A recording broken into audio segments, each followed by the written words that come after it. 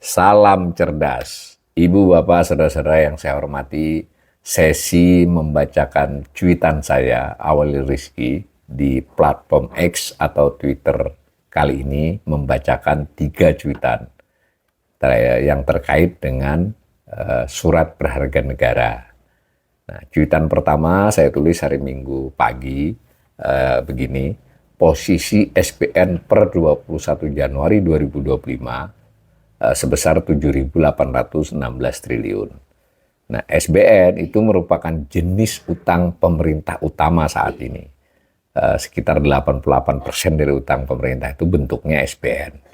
Jadi SBN itu adalah utang berupa surat utang kepada pemilik utang itu, pemilik surat itu maaf. Jadi dengan sendirinya dia bisa berpindah-pindah, sebagian besarnya bisa berpindah tangan. Nah, SBN sendiri mulai ada, dikenal di Indonesia sejak 1998. Sebelumnya utang pemerintah itu bersifat pinjaman ya. Bersifat pinjaman artinya pemerintah berutang kepada para pihak secara langsung. Apakah itu kepada negara lain, kepada bank swasta luar negeri, atau kepada lembaga internasional, atau kepada konsorsium, kurang lebih begitu. Nah, karena ada krisis tahun 97 yang berlangsung sampai 98 suasana crashnya justru 98 yang paling berdampak besar, ada bantuan likuiditas Bank Indonesia kepada bank-bank yang mengalami kesulitan likuiditas sangat parah. Nah, disebutnya bantuan likuiditas Bank Indonesia BLBI.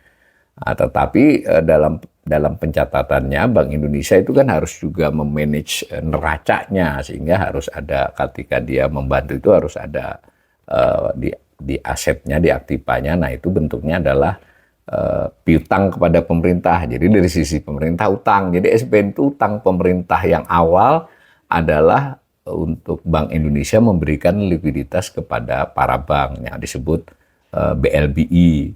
Sekitar 100 triliun. Nah, BLBI ini berlanjut ya dengan program lagi setengah tahun sampai setahun berikutnya, setahun setengah lah. Namanya program rekapitulasi perbankan, rekap biasanya, perbankan, rekap perbankan. Itu malah nilainya sekitar 600-an triliun ya. 600 triliun. Jadi dengan yang 100 tadi ya hampir 700 atau 700 bukan hampir ya. Itu adalah sama dengan kredit likuiditas tadi, tapi skemanya beda. Si bank-bank yang diberi bantuan, bukan bantuan ya sebenarnya piutang kan, itu harus melakukan program pembenahan. Nah, di sisi lain dia diharuskan menyerahkan aset-asetnya senilai itu sebenarnya, tetapi nanti kita akan diskusikan. Intinya itu pemerintah membail out namanya kan. Nah, BI yang mengeksekusi tapi dinyatakan lagi utang pemerintah. Nah, karena itu di tahun 1990-an itu, 99 itu melompat menjadi 500-an triliun. Nanti lompat lagi menjadi 650 di tahun 2000. Jadi berlanjut dari yang 100 tadi. Sebagiannya ada yang dilunasi tapi relatif nggak ada, jadi tambahi terus. Nah, ini asal-usul SBN itu adalah BLBI dan rekap perbankan ya. Jadi bukan seperti sekarang SBN itu dalam rangka menutupi pembiayaan APBN kan, defisit APBN dan pengeluaran lainnya ditutupi dengan utang yang SBN. Tapi dulunya enggak, dulunya adalah dalam konteks BLBI dan Bank Rekap. Terus berlanjut. Nah, bebannya itu bertahan hingga kini. Sebenarnya kedua jenis itu tidak sepenuhnya lunas ya, memang ada sedikit yang lunas. Tetapi tetap bertahan di bank-bank itu sebenarnya. Karena ternyata dari aset yang diserahkan kemudian dilakukan penjualan-penjualan oleh BPPN itu tidak bisa menutupi seluruh obligasi itu, dulu disebutnya obligasi ya, surat berharga itu. Ada hitung-hitungannya lah. Dan pemerintah juga mulai banyak membutuhkan untuk menutup defisitnya, sehingga mulailah sisa utang lama ditambah dengan defisit-defisit baru. yang memerlukan utang dan salah satu bentuk utamanya adalah SBN. Waktu itu masih ada SBN, ada pinjaman, tapi selanjutnya lebih banyak SBN-nya. Nah, maka secara teknis sebetulnya masih ada beban 9899 itu sampai sekarang. Cuma seri-seri yang lama dulu dikeluarkan dalam konteks BLBI dan Bank Rekap itu sudah nggak ada lunas, tapi lunas diganti dengan surat utang baru.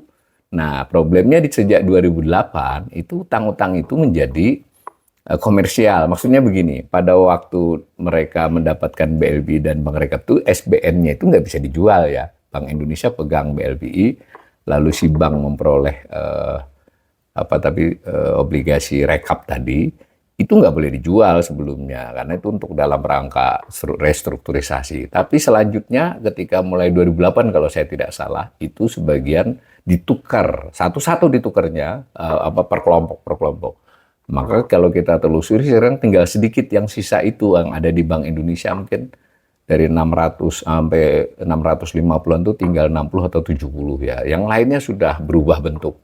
Tapi sebagian besarnya itu kalau ditelisik itu sebenarnya masih berbeban sampai sekarang itu ya.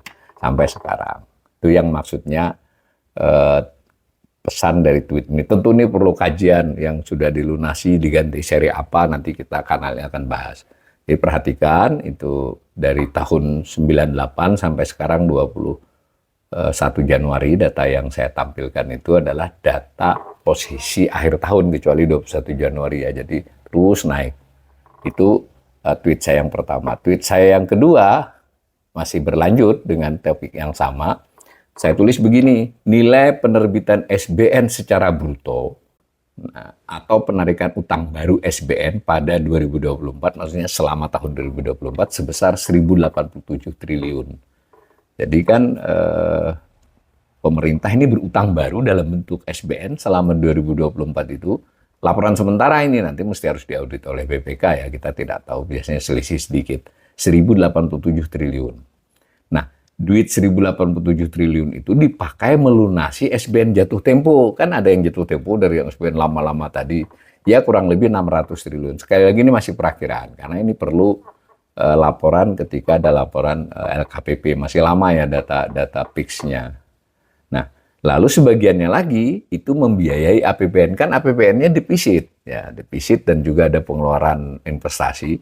Itu kurang lebih 500 triliun. Ini juga belum persis, karena data yang tersedia baru sampai dengan bulan November itu kurang lebih 438 triliun. Jadi saya perkirakan 500 triliun ini untuk tahun 2024. Nah, yaitu namanya penerbitan bruto. Jadi utang baru lah. Utang baru, tapi nanti posisi utang bisa berkurang karena kan sebagiannya dilunasi. Nah, saya memperkirakan itu di tahun 2020 akan meningkat penerbitannya. Ini kan kita bulatkan kan 1.100 tahun ini. Di depan akan 1.350. Nah, itu saya gambar rata-rata tiap tahunnya. Ya, saya ulangi lagi di cuitan yang pertama itu yang tahun-tahun lama, tapi di sini tidak terlihat.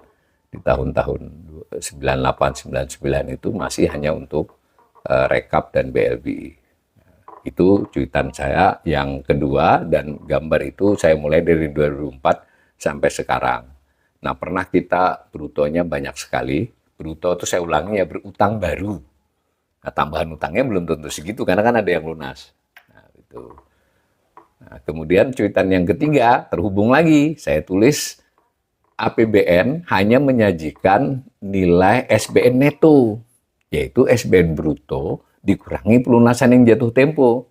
Kan SBN-nya mulai 98 dari terus saja bertambah. Ada jatuh tempo 1 tahun, 5 tahun, 25 tahun, 30 tahun, bahkan belakangan ini ada SBN yang 50 tahun ya, belum jatuh tempo kan. Yang sudah jatuh tempo itu kan dibayari. Nah, tadi kan utang baru, dibayarinya dengan utang baru. Kita karena defisit terus-menerus selama puluhan tahun terakhir ini, tidak bisa kita membayari utang dengan pendapatan. Orang untuk belanja aja nggak cukup, gitu ya. Karena belanja aja nggak cukup, maka bayar utang baru, utang lama itu dengan utang baru. Nah, karena itu ada istilah SBN bruto. Nah, ini khusus utang yang bukan pinjaman, yang utang berupa surat ya. Makin ke sini ini yang paling penting. Nah, saya sudah cuit tentang SBN brutonya, dikurangi dengan membayar utang yang sudah harus dilunasi, jatuh tempo namanya. Tapi pemerintah juga memiliki kesempatan untuk buyback namanya. Jadi belum jatuh tempo. Misalnya ini 2025, ada utang yang sebenarnya jatuh temponya 2026 atau 2027, atau malah berapa tahun lagi, itu dilunasi. Mengapa? Karena itu seri, alasannya nih, alasan yang dikemukakan.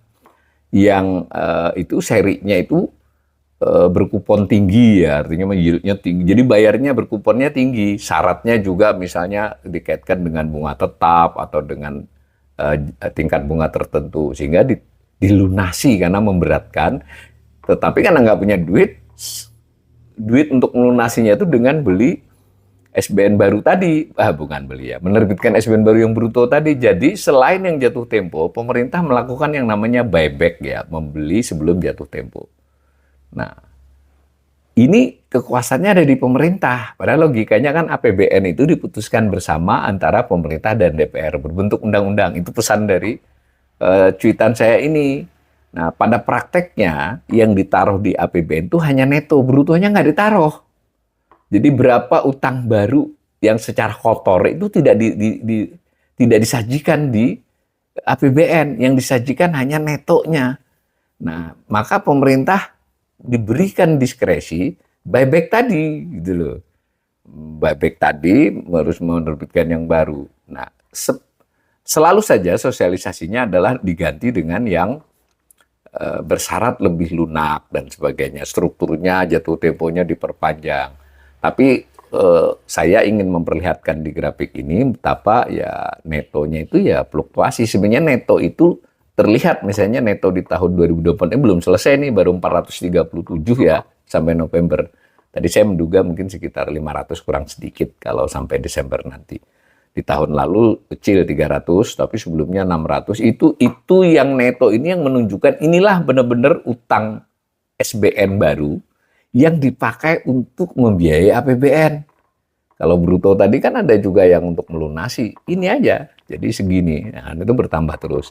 Nah, pesan utama saya bukan catatan tentang neto ini, tetapi pemerintah diberi keleluasan yang amat besar ya untuk buyback atau debt sweep atau apapun namanya.